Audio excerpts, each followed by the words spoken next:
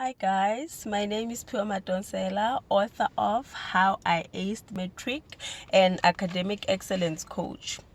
So you can get yourself this copy by sending your request to 064-685-9475. So today I want us to talk about how to manage your time as a learner in a high school or in matric. Right.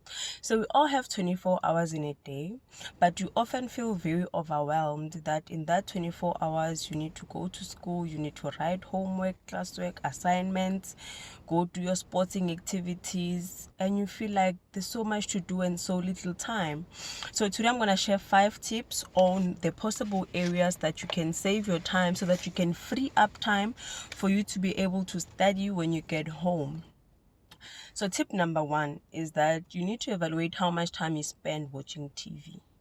If you spend 3 hours trying to compete, trying to fit in your family that you start watching from Skeem Sam to The Queen, it will not work. As an A student, you need to prioritize things that are value adding towards your academic excellence.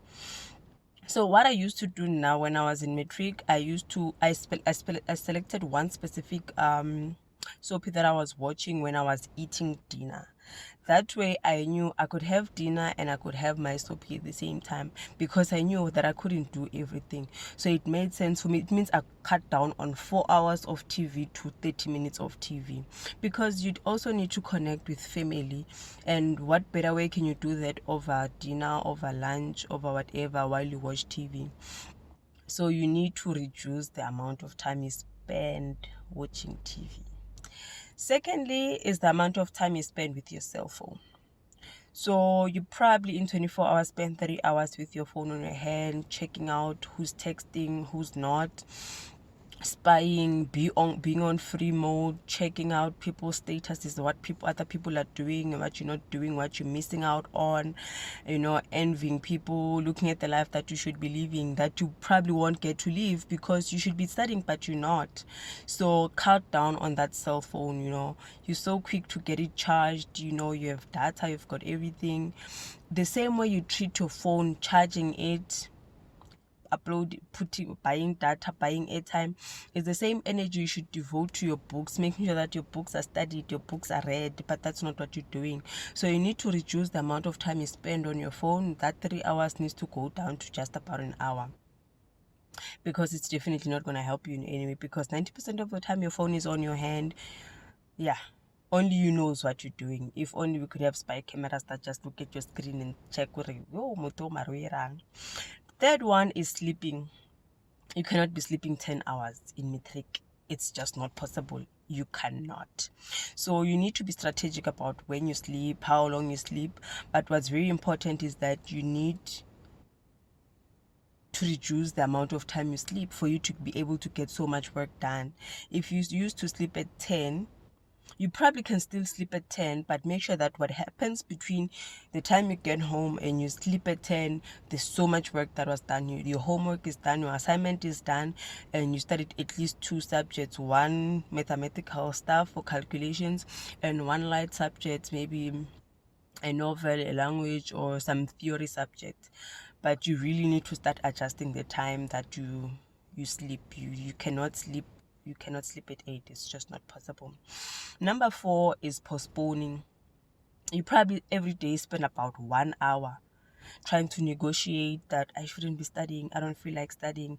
Yeah, but tomorrow might be a good day. Today I'm not in the mood. There's so many reasons that you can come across. You might find that sometimes you don't want to study, you're busy postponing because you know he's not answering his phone. So there you are on a studying strike because you don't know where he is, who he's with, and you're trying to figure out, but then why? So you're busy there with your phone on your hand. Again, back to point 2 of your cell phone, where you are busy postponing. You're like, I'm not in the mood today, I feel tired today, I just do what you need to do the time you should be doing it. Because when you start delaying things, you miss out on opportunities. If you're supposed to get a bursary and now your performance is poor because when you've been busy postponing, now you gave it 60% of yourself instead of 100%, they're probably not going to invest in you because they want people that are committed 100%.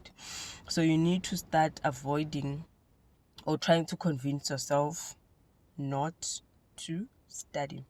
The last one is, how much time do you walk from school back home? You're probably walking a 30 minutes distance for 2 hours just because your brother is by your side. Stop wasting your time on non-value. That guy, he should just also go home and study, or rather stay at school and study together. Because I promise you, standing there by the streets for 2 hours, it's not gonna yield you anything. Show me one A student that walks 5 hours to get home while they should be working 1 hour.